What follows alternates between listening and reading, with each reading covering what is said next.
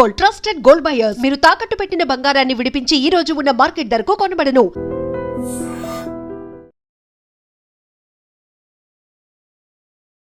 నమస్కారం, welcome to I dream. ధర్మ మార్గం విత్ విజిత కార్యక్రమానికి స్వాగతం.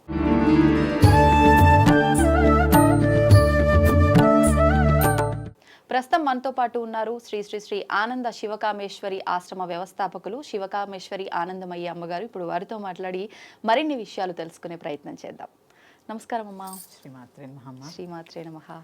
నిన్న మొన్న ఏదో వీడియో కూడా వచ్చిందమ్మా ఏఐలో, ఇట్లా లక్ష్మీ అమ్మవారిని మీరు నన్ను ప్లాస్టిక్ పువ్వులతో ఆరాధిస్తున్నారని చెప్పి ఎవరో ఒక వీడియో కూడా పెట్టారు కదా. మరి నిజంగా అమ్మవారు మాట్లాడాల్సి వస్తే ఇలా మాట్లాడుతుందో ఏమో మరి. ఎప్పుడు నేను 2 years బ్యాక్ ఒక చిన్నది చూసానమ్మా ఫోన్లోనే అనుకుంటా. విష్ణుమూర్తి లక్ష్మీదేవి వైకుంఠంలో మాట్లాడుకుంటున్నారు. దండ వేసుకుని స్వామివారు వెళ్ళారు. ఇంటికి కొత్తిమీర వాసన వస్తున్నారంటే నా భక్తుడు ఫ్రిడ్జ్ లో కొత్తిమీర కారం పెట్టిన వంకాయ కూర పెట్టాడు, ఆ పక్కనే నా దండ పెట్టాడు, అందుకని అది తీసి నా మెళ్ళ వేస్తే అదే వాసన వస్తుంది. అంటే ఇక్కడ సాంప్రదాయం చూడండి, చైతన్య కుసుమం అనేది ఏంటి అసలు అది తెలిస్తే ఇవి తగ్గిస్తూ ఉంటాం అంతే. ఎందుకంటే అమ్మా పుట్టినప్పుడు మనం కొంచెం పెరిగిన తర్వాత మన తల్లిదండ్రులు మనల్ని ఎల్కేజీలో వేస్తారు. అవును, ఎప్పుడు ఎల్కేజీలో ఉండిపోతామా? ఉండవు. డిగ్రీ వరకు చదువుకుంటాం, అవసరమైతే పీజీ కూడా చదువుతాం. అంతే. మరి ఆధ్యాత్మికతలో మాత్రము మొదటి స్కూల్లోనే ఉంటాం. రోజు అదే దీపము, అదే పువ్వులు, ఆ దేవుడి గదిలో అదే అర్పులు. అంతే. ఈ విద్యలోనే ఉంటాం. దీని నుంచి ఎదగడానికి ప్రయత్నం చేయం. ఏం చేయాలంటారమ్మా? అంటే ఎదగడం అంటే ఏంటి ఉద్దేశం? అంటే ఇక్కడ అసలు విగ్రహారాధన ఎందుకు అనేది తెలిస్తే ఆ ఎదగడం ఏంటో అర్థమవుతుంది. అసలు ఈ పూజలన్నీ ఎందుకు పెట్టారో అప్పుడు అర్థమవుతుంది. అది మరొకసారి చెప్పుకుందాం తప్పకుండా. ఇప్పుడు ఈ వరలక్ష్మి వ్రతం గురించి మనం చెప్పుకుంటున్నాం కాబట్టి నిరాడంబరమైనటువంటి పూజ అమ్మవారికి ఇష్టం. ఓకే. ఆడంబరంతో కూడుకున్నటువంటి పూజలు ఎప్పుడూ కూడా వ్యర్థము. ఎందుకంటే ఏ వ్రతకల్పంలోనూ ఆడంబరంగా పూజలు చేయమని రాయబడలేదు. అది మన ధర్మం కూడా కాదు.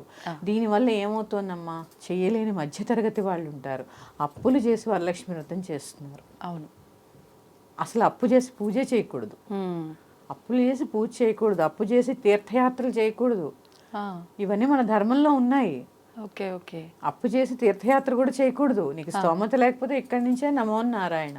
కానీ చాలా మంది అంటే ఈసారి నేను అప్పు చేసుకొని వెళ్తున్నా, అమ్మవారి అనుగ్రహం వల్ల ఆవిడని దర్శించుకోవడం వల్ల నాకు మరుసటిసారి నా అంతటా నేను నా డబ్బులతో వెళ్ళే స్తోమత కలుగుతుందేమో అందుకే అని చెప్పి భావించే వాళ్ళు కూడా ఉంటారు కదమ్మా. అంటే ఇక్కడ ఏంటి అంటే అసలు భగవంతుడు ఎక్కడున్నాడో తెలుసుకునే ప్రయత్నం చేయకపోవడం వల్లే వస్తున్న తిప్పలు ఇవన్నీ.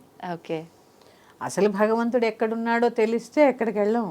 అవును, మనం ఎక్కడుంటే అక్కడే కాశీ, ఎక్కడుంటే అక్కడే కంచి. కానీ మన ధర్మంలో దేవాలయ దర్శనాలు, అలాగే భారతదేశం చుట్టూ కూడా ఒక ప్రదక్షిణ,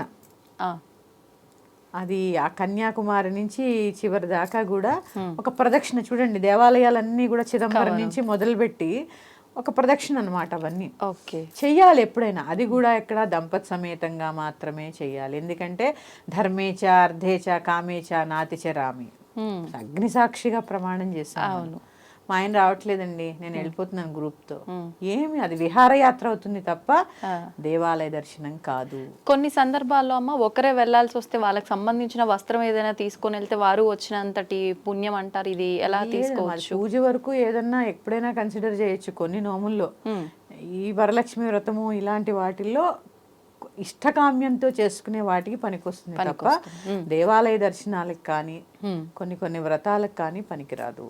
ఓకే ఓకే, పనికిరాదు. ఖచ్చితంగా దంపతి సమేతంగా సమయం ఉంటేనే చేసుకోవాలి, లేదంటే మానేయాల్సిందే.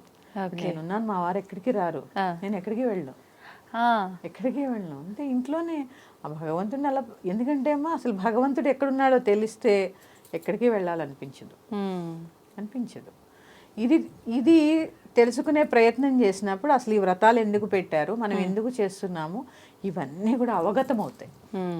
అందుకే అప్పుడేమవుతుంది, అసలు పూజ అనేది ఇదేదో టూర్ చేస్తూ ఉంటారు కదమ్మా, వరలక్ష్మి వ్రతం టూర్, పూజ టూర్, పూజ గది టూర్. అవును, లేకపోతే పూజ సామాన్ల టూర్. ఈ పూజ సామాన్ల టూర్ కూడా ఈ వరలక్ష్మి వ్రతానికి రిలేట్ అవుతుంది. మేము వరలక్ష్మి వ్రతం కోసం ఇన్ని ఇత్తడి సామాన్లు కొన్నాం, మీరు కొనండి అంటే ఏది ప్రమోట్ చేస్తున్నాం? అంటే ఇత్తడి సామాన్లు లేకపోతే అవుదా? అంటే మళ్ళీ ముందే చెప్తారు ఇది ప్రమోషన్ కాదు, నా ఇష్టంతో కొనుక్కున్నా, బాగున్నాయి, తక్కువలో ఉన్నాయి, మీకు ఉపయోగపడుతుందని చెప్తున్నా. అవన్నీ ఏం చేసుకుంటారు? ఇప్పుడు లాస్ట్ ఇయర్ కొంటారు, మళ్ళీ కొత్తది తెస్తారు, మళ్ళీ ఇదంతా ఎందుకు అసలు వృధా అన్నమాట. ఎందుకంటే లక్ష్యం లేకపోతే లక్ష్మి నిలబడదమ్మా. అంత లక్ష్యం, అమ్మ పేరే లక్ష్మి, లక్ష్యంతో కూడుకున్నటువంటి లక్ష్మి. ఇప్పుడు అంటే వరాలు ఇచ్చే అమ్మవారు అంటే మనం ఏదైనా కోరుకుంటే మనకు ఆ కోరిక నెరవేరుస్తుంది కాబట్టి, కానీ కొన్ని సందర్భాల్లో కోరికలతో మనం పూజలు చేయకూడదు, మనం ఒక సంకల్పంతో మాత్రమే చెయ్యాలి అంటారు కదమ్మా. మనం ఎలా తీసుకోవాలి రెండిట్లో? మరి కొన్ని ఇష్టకామ్యంతో చేసేటటువంటి పూజలు ఉంటాయి, ఎందుకంటే మనం మానవులం, అవును, సంసారంలో ఎన్నో బాధలు ఉంటాయి, ఎన్నో ఉంటాయి. కొన్నైనా మరి అడగందే అమ్మైనా పెట్టదని కొన్ని అడగాలి, కొన్ని ఇలాంటి వాటికి అడగాలి. దేవాలయ దర్శనాలకు వెళ్ళినప్పుడు కానీ, జపతపాదులప్పుడు కానీ అడగవలసిన అవసరం లేదు. ఓకే, అంటే ఆ పరిణితి కూడా రావాలి రావాలి రావాలి. ఇప్పుడు ఒక్కటే విషయం అమ్మా, ఒక గుడికి వెళ్ళాం, దర్శనం చేసుకున్నాం, మళ్ళీ గుడికి వెళ్ళాలనిపిస్తుంది. అసలు ఎందుకు ఇలా అనిపిస్తోంది అని ఒక ఆలోచన మొదలు పెట్టినప్పుడు భగవంతుడు అంటే ఏంటో అర్థమవుతుంది. ఒక కోరిక కోరుకున్నాం, వెళ్ళి అది తీరిపోయింది, మళ్ళీ మళ్ళీ కోరుకుంటాం, మళ్ళీ వెళ్తాం. అంటే ఇంక దీనికి అంటే కోరిక కోసమే భగవంతుడు నేను వెళ్ళటం అనే భావన ఏర్పడుతుంది. ఇదంతా ఏంటి అంటే అసలు భగవత్ తత్వం ఏంటి అనేది తెలుసుకోకపోవడం వల్ల వచ్చినటువంటి ముప్పనే చెప్పాలి. ఇప్పుడు చూడండి, ఎక్కడో ఏదో ప్రదక్షిణ చేస్తే కోరిక తీరిపోతుంది అంటే వ్యయ ప్రయాసలు కోర్చి వేలు లక్షలు ఖర్చు పెట్టుకుని వచ్చి ప్రదక్షిణ చేసి వెళ్తూ ఉంటారు. అది వారి వారి నమ్మకం. కానీ ఎప్పుడూ అదేనా? ఒకసారి అంతే, ఒక్కసారి భగవంతుడికైనా ఒకసారే విన్నవించుకోవాలి, పదే పదే చెప్పవలసిన అవసరం. అంటే నిజంగా అది మీరు అన్నట్టుగా ఎప్పుడు అనేది కూడా తెలియాలి. ఇది నిజంగా నాకు అవసరము, ఇంకా తప్పదు, ఇది తప్ప నాకు దిక్కు లేదు అనే పరిస్థితుల్లో తప్ప అసలు అంతే చేయకూడదు. ఎప్పుడు ఏది అవసరమో, ఏ సమయానికి ఏది ఇస్తే నువ్వు బాగుంటావో తల్లిగా ఆవిడికి తెలుసు. అవును కదా. ఇప్పుడు చాక్లెట్ అస్తమానం ఇస్తే నీ పళ్ళు పుచ్చిపోతాయని అమ్మకి తెలీదా? అవును, అంతే కదా. అందుకని మనకి ఎప్పుడు ఏది కావాలో అమ్మకి తెలుసు.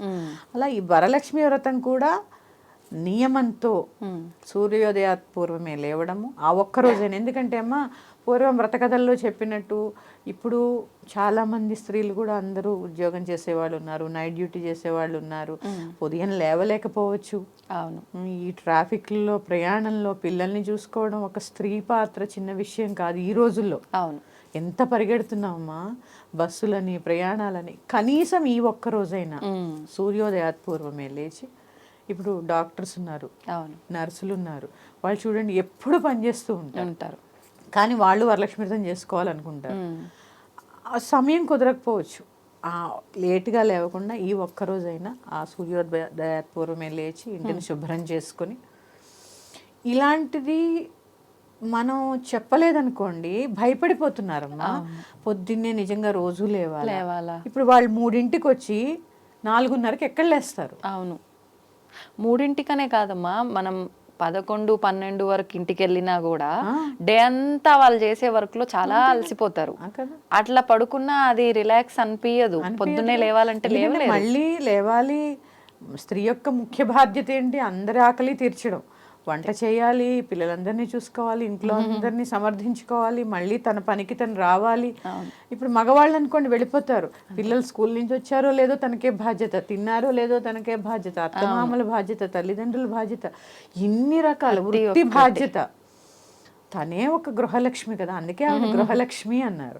ఆ గృహలక్ష్మి వరలక్ష్మి వ్రతం చేసుకునే రోజు ఆ ఒక్కరోజైనా సూర్యోదయాత్ పూర్వమే లేచి స్నానాది కార్యక్రమాలు ముగించుకుని ఇంటిని శుభ్రపరచుకుని, పూజా సమయం చాలా ఇంపార్టెంట్. ఏ సమయం అమ్మా? శుక్రవారం రోజు సింహలగ్నం ఉన్న సమయం. దాదాపు 6:30 నుంచి 8:44 దాకా ఉంది ఈ వరలక్ష్మి వ్రతం. అంటే ప్రతి శుక్రవారం సింహలగ్నంలో అమ్మవారికి పూజ చాలా ఇష్టం. ఆ సమయంలో కోరినటువంటి కోరిక తప్పక నెరవేరుతుంది. అందుకని నివేదనలు అవ్వకపోయినా ముందు పూజ ముగించుకొని చక్కగా కొబ్బరికాయ కొట్టి పళ్ళు, అలాగే వడపప్పు, పానకం నివేదన చేసి తర్వాత ఒక భగవన్నామం చదువుకుంటూనో, ఒక లలితా సహస్రం కానీ లక్ష్మీ సహస్రం కానీ వింటూనో వంట చేసుకోండి.